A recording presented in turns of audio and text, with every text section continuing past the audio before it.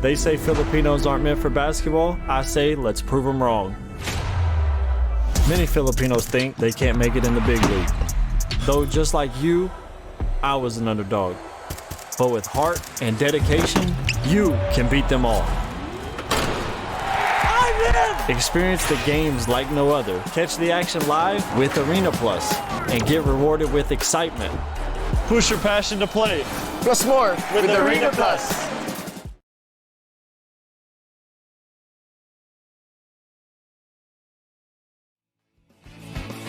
Ito ang number 106.7 Energy FM. Sabay, opisina, kotse, taxi, at jeep. What? Tricycle, FX, basta masigip. Okay, ah. Palengke, internet, plaza, karinderya. Energy FM, nagbibigay sa'yo. Huwag mong sabihin radyo, sabihin mo Number 1. Energy. Pangga, energy kaibigan mo. Pangga, energy ang numero uno. Agad tumalo na at isigaw mo. Same, pero iba.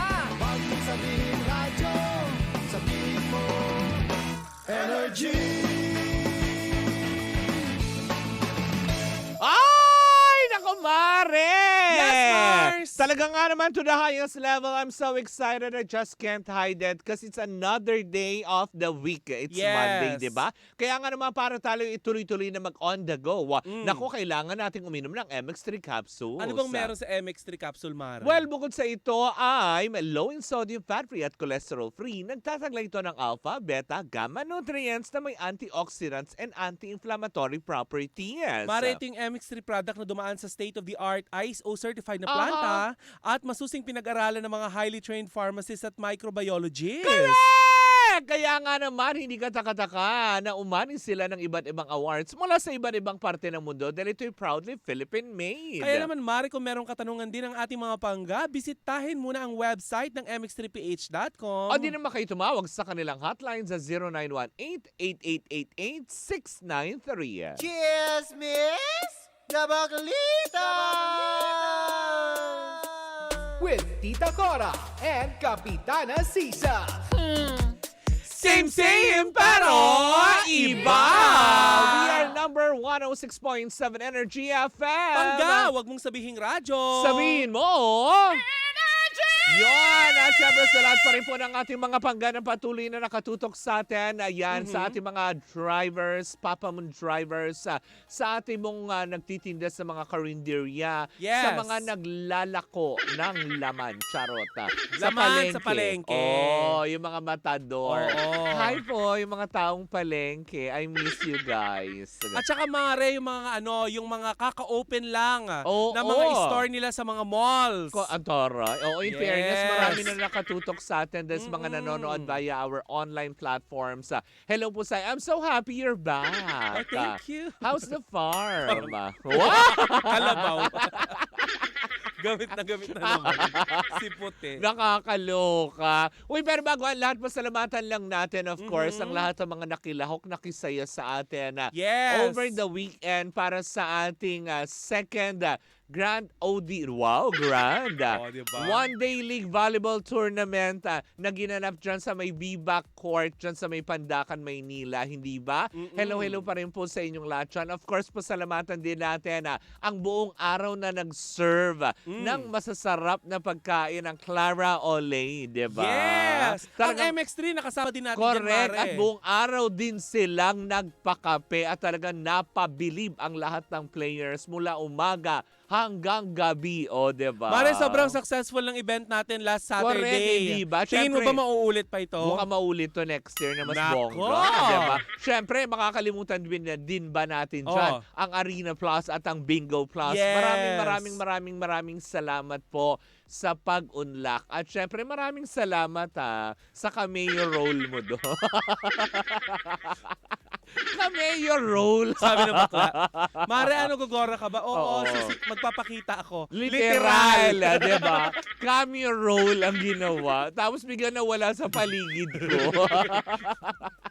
Yung magtatrabaho na nawala. sabi nung Oo. si Renz, inaalok niya ako ng Correct, soft drink. Sabi ko, oo. wag na, hindi naman ako magtatrabaho. Ay, taray. Ganon! But anyways, ako mga bangga, speaking of pagtatrabaho, nako, eto na nga. Dahil ang mga kaganapan sa... Chika sa Arena!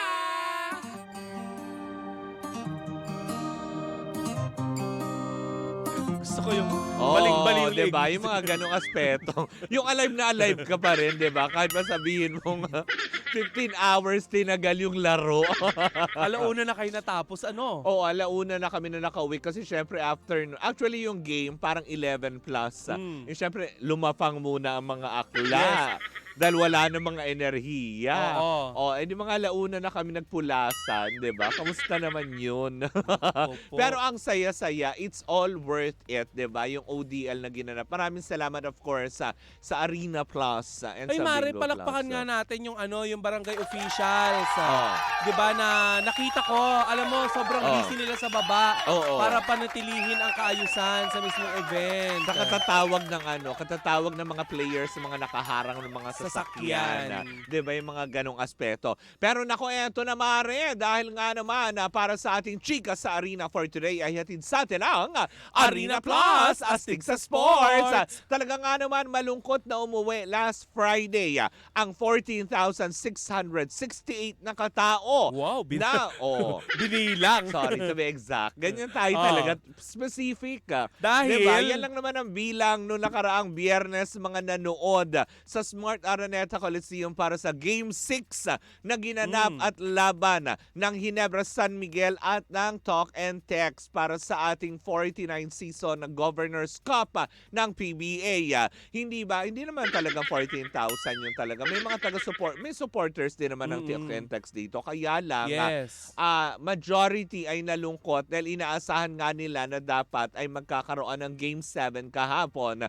Subalit atapot sa makatuwid, hindi na ito pinayagan ng Talk and Text at tuluyan na nga nilang kinuha sa pangalawang pagkakataon for the second time ng Governor's Cup ang titulong kampyonato. Diba? Muli na naman silang nag-champion para sa second time ng Governor's Cup ng PBA, ang Talk and Text. Tinapos nila ang laro sa score na 95/85. Nakakaloka. Marami ang nalungkot, marami na dismaya, marami ang natalo dahil nga sa inaasahan nila na magkakaroon sana ng Game 7, kaya lang Mali ang pinustahan. Wale. May mga iba kasi di ba, yung mga magkakaibigan ganyan. Yung may mga prediction sila na hindi, Oo. Ginebra yan. Mukhang malakas sila. Hindi. Tinapos na. Diba? Nakakaloka. Kaya marami ang natalo sa nasabing pustahan na ito. Nung Biyernes. Nakakaloka. Diba? Panalo ka. Hindi pangalanan na natin yung mga natalo, yung mga kapatid ko. Diba? Ganun talaga yun. Ng bonggang-bongga. Pero yun na nga, hindi ba? Well, anyways, diba? Antabayanan naman natin dahil nga sa pagtatapos ng Governor's Cup, ay antabayanan natin ang pagbubukas ng panibagong season ng Commissioner's Cup ng PBA itong November 27. Ay, bongga At yan po muna ang kaganapan sa mundo ng PBA at kung ano man ang chika sa arena, pasok, Mare! Mare, dinumina ng top Pinay skateboarder na si Marjeline Vidal. Adibal. Ang Red Bull Buenos Aires Conquest Women Championship. Ayan, matagumpay ang pagbabalika ng Olympian at 2018 na Asian Games gold medalist sa international scene matapos magpahinga dahil sa left ankle injury noong 2022. At least magaling na siya ngayon. Yes, kaya naman ikinagagalak ng ating mga kababayan dito sa Pilipinas ang pagbati dahil sa tagumpay ni Marjeline Dibal. Antaray, Dival? Didal. Ha? Vidal. Didal. Didal, Didal. Oo, Didal. Didal-dal mo kasi. Hindi ka ganun. Didal mo kasi. Ayan, at syempre palakpakan natin yan mga ating mga atleta pa din na patuloy na mamayagpag sa mundo ng sports. Yes. Diba, na nakakaloka. At yan po muna mga chikahan na amin nakakalap over the weekend para sa ating Chika sa Arena. Hatid pa rin sa atin yan ng Arena Plus, astig sa sports. Pero bago tayo tuluyang magtapos. Nako, Yes. hindi ba? Gaya ng sinabi pa rin natin, you can also watch yung mga play ng NBA ngayon na live, of course, sa ating Arena Plus app, hindi ba? Kung wala ka pa niyan, i-download na sa iyong mga cellphone. You can download it in App Store. Dahil sila lang naman ang tinanghal bilang Best Sportsbook Operator for 2024 Sigma Asian Awards. Casting natin siya na sa ang Pinoy basketball sensation sa mundo ng PBA na umuwing luha nung Biyernes. Na si Scottie Thompson kasi ang kupunan niya ng Barangay Ginebra, pero may bawi. 'Di ba? Bawi tayo dahil November 27 nga magbubukas na ang Commissioner's Cup ng PBA.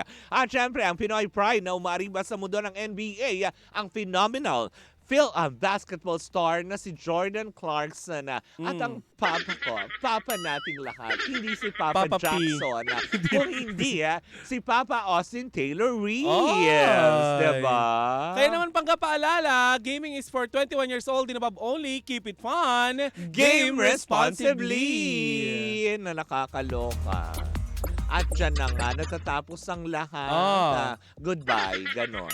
Hindi na nagchika, na goodbye na kagad, nakakaloka. Nagpakita lang din. Ang tara yan, taas ng 44 days. Paalala talaga yan. Oo nga. O doon po sa mga pinalaki ng maayos na kanilang mga magulang. Yes. Meron po kayong 44 days to go. Para patunayan. Para ipadala po dito ang inyong mga regalo sa amin. Oo. Sa Dahil kung atin, hindi, to be specific. pangit ang pagpapalaki ng magulang sa inyo. Yan, papaalala na rin po natin sa lahat na ako po ay hanggang December 10 na lamang po. Yes. So ipadala nyo po ng maaga ang inyong mga regalo. Kung ayaw nyo, siraan namin kayo on air and online promo. Oh, wow! Diba? Nakakaloka yan. Pero eto na nga, mukhang hindi mag-online pero nag-online nga, nag-viral. Alin? Ang halikan. Ay! Naglaplapan ba? Diba? Hindi naman. Parang smack lang naman. Oh. Pero marami nga naman ang loka na shock pa. Sabi nga ng Bini, oh, shocks! Ito ba'y pag-ibig na? Diba? Pero hindi. Walang pag-ibig. Kumaga ito'y pawang trip lang. Trip. So, trip lang. Sino ba itong mga to? Ay, naku, Mari, talagang ginimbal talaga ng dalawang ito ang social media world na sina Dominic Roque at Sue Ramirez. OMG. Matapos kasi mag-viral ang kanilang smack trip. Diba? Ang cute naman ni Dominic yan. Pagkaganyan ba naman, diba? Yan. Kasi parang sa isang bar yata sa may Siargao, if I'm not mistaken, ay mineside China mga utawnes at pinakalat kaagad ng mga atribidang ito ang video na ito. Ngayon naman, nakikita naman ng ilang mga netizen, Mare, kasi diba, parang para sa ganon, I don't think, parang maski ako parang hindi man ako naniniwala talaga na talagang sabihin mo na may relasyon sila or something. Kung hindi, alam mo yun, parang feeling ko lang na siguro nag-trip sila na tipong, syempre, pag nasa bar ka, nandun na yung nakainom ka, na parang, sige, go. Parang tipong siguro trip lang to, gusto mag-viral. Diba? Yung mga ganun, parang kantsawan na mga magtotropa. Pero, yun nga, Mare, sinasabi naman ng ilan na parang, so ibig sabihin ba talaga nito, totally yung mga tipong balita nga na parang may return of the comeback si Dominic kay Bea. Alam naman natin na si Bea ay na-involved na din, di umano sa isa pang boy lelat. Pero, yun na nga, sabi ng ilan, baka totally talaga nag-move on na si Dominic. Diba? Sa katauhan ni Sue Ramirez. Pero yun na nga, sabi naman ng ilan natin mga chismosang kapitbahay, para hindi naman din kasi naman laplapang malala. Hindi naman ito Joshua Garcia and Jody Santa Maria, ganon ang peg, diba? Kung hindi parang a friendly kiss, parang it's a dare na ginawa lang. Pero may nalaman ako, Mare, mula mismo sa kampo. Nino. Ayan, hindi natin PNP. papangalanan kung between kung kay Suba o kay kay Dominic. Ang nalaman natin, Mare, pauwi na pala itong si Sue Ramirez during that time. And confirmed daw na nanliligaw itong si Dominic Roque kay Sue Ramirez. Kaya pala. Baka naman it's sealed with a kiss. Ganon. Actually, mali lang talaga daw ang angulo ng camera dahil during that time daw ay pauwi na itong si Sue Ramirez. Magpapaalam daw ito kay Dominic Roque nang magbeso ito. Mali yung angulo ng camera. Kaya alam natin. Kaya nagmukhang parang naghalikan. Yes. Pero ang totoo, it's a beso. Yes. At kamakailan lamang, Mare, nag-post na nga itong dating naging kasintahan Nino? nitong si Sue Ramirez Yan kung ba si Mayor saan Javi nga? Yes. Benitez? kung saan inamin na mismo ng naturang kasintahan dati nitong si Oo. Sue Ramirez Mm-mm. na sila daw ay nagkahiwalay na. Oh, Ayan. Parang sa kalaman ng lahat, ang ex-boyfriend po na di umanong mayor ng Victorias City, Negros Occidental. Hindi Victoria's Secret. Victorias City. Oo. Yan, Victorias City, Negros Occidental. Oo. Ay talaga nga naman, dati po itong aktor na napapanood na bago siya sumabak sa politika. Dahil Oh. lumabas din siya sa teleseryeng Kinatampukan ni Angel Oxina General's Daughter. Oh. Lumabas din siya sa seryeng Walang Hanggang Paalam. Madami, kaya lang hindi daw pinursu talaga ni Javi ang pag-aartista kasi nga parang more on ang family yata talaga nila is into venture na into politics. Oo. Yung mga ganon. Pero nag-enjoy din naman siya. Parang panandalian sa show business. Correct. Diba, ng bongga. Pero yun na nga, talaga marami nga lang talaga ang na-shocks na parang tipong mali pala talaga ang angulo. Pero kung ano man yan, at least may impormasyon na tayong nakuha na nanliligaw di umano daw. Oo. Balita pa yan. natin, Mare, ay nagpapadala daw ng pagkain ang ina Ay, mismo Nino. ni Dominic Roque kay Sue Ramirez. Ayun, Tara. Oo. Well pampered naman pala. Yes. Na nakakaloka. So ano yun, nasa Siargao sila na parang ano yun, nag-i-enjoy lang sila doon. Alam mo, Mare, may mga issue pa nga nitong nakaraan kasi 4 months ago na yung naging hiwalayan nitong Oo. si Javi at Javi saka ni Sue. Benitez Oo. at saka si Sue. Oo. Eh di ba may issue itong si Javi? Oo. Dahil nga nung nakaraan ay hindi siya mamataan daw di umano. Oo. Diyan sa sa kasagsagan ng Bagyong Christine. Pero diba, ano lang naman yan eh. Kung balita, wala namang kumpirmasyon. Hindi, may post ito na naging usap-usapan dahil nga mistulang nagmura, parang nag-bad sinagot words. niya yung isang Yes, isang netizen. Oo. Siguro, sabi nga ng sabi ko dun sa mga nagtatanong sa akin, hindi Oo. kaya ang dahilan kung bakit mainit ang ulo niya. Sabi ko, baka nag-move on pa yung tao. Wala pa siya, hindi pa siya Oo. tapos sa 3-month stage niya. Pero kasi Mari, kapag ka public servant ka, Oo. syempre hindi maiintindihan ng mga normal na tao yan. Na dapat talaga Oo. mahaba pasensya mo sa mga gano'n. Oo. Pero baka naman din talaga, alam mo yun na it was caught during the bad time lang talaga. Pero hindi naman siguro ibig sabihin masama siyang tao Oo. or masama ang ugali niya. At saka magreklamo tayo kung di natin siya nakita at Oo, all. diba? Eh, Pero nagpakita naman siya. correct naman, hindi ba? Pero yun na nga, marami nga lang talaga ng bonggang-bongga. Dahil nga, syempre, na-shocks nga ang lahat na parang tipong, so ibig sabihin na pwedeng may mag-prosper, diba? In the near months or after, Yes. alam mo yun, after New Year, diba? Ang relasyon sa pagitan nila, lalo pat kung meron ng umuugong balita na talagang nga naman plano or nagpaplano si Dominic Roque na i-pursue ang panliligaw nga dito kay Sue Ramirez. At saka may nagchika na din sa akin, Mare, na hindi totoo yun na promo ng pelikula yung ginagawa. Oo, diba? Kasi Oo. para magbeso on a public, diba? Yung mga ganon. Baka naman talaga kasi magkasama talaga sila sa Siargao. At pula ang ilaw. Oo, diba? Naku, grabe. Akala ko nga nung una, sabi ko, parang familiar yung place. Ay! Akala ko, sabi ko, ay parang familiar. Ay, mali pala ako. Siargao pala. Yung may salamin Oo. sa ceiling. Oy, hindi Nasa Wala. sight zone Oy, mo hindi na lahat. pula yung ilaw doon. Sorry. Hindi na ba? Oo, kagagaling ko lang doon ng weekend. Pinalitan na nila warm white. Oh!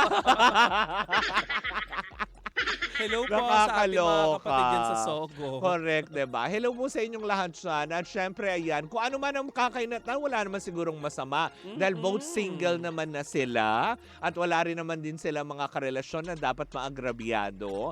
Kasi Oo. syempre, yung ex naman din ni Dominic, nag-move on na din. Oo, ay matagal na. Oo, diba? Kumbaga parang eto naman din. It's time na maging happy din naman sila and they deserve it, Tsaka diba? na-demanda na ni Bea yung mga dapat i-demanda. Wala pa namang kaso. iba Wala pang nga. resolusyon. Oo, Diba? Na nakakaloka. Yung isa pa lang ang may resolusyon.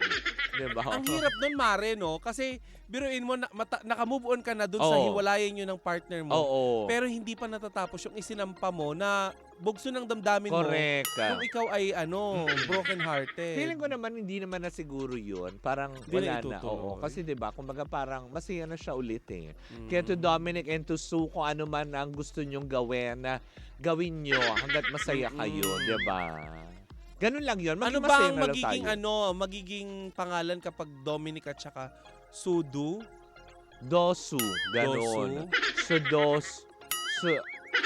Hindi eh. Su Ramirez. Oo, Soke. Dominica. Kisu. Ganon. Kisu. Dominica. Roque. Oo. Keso. Oo.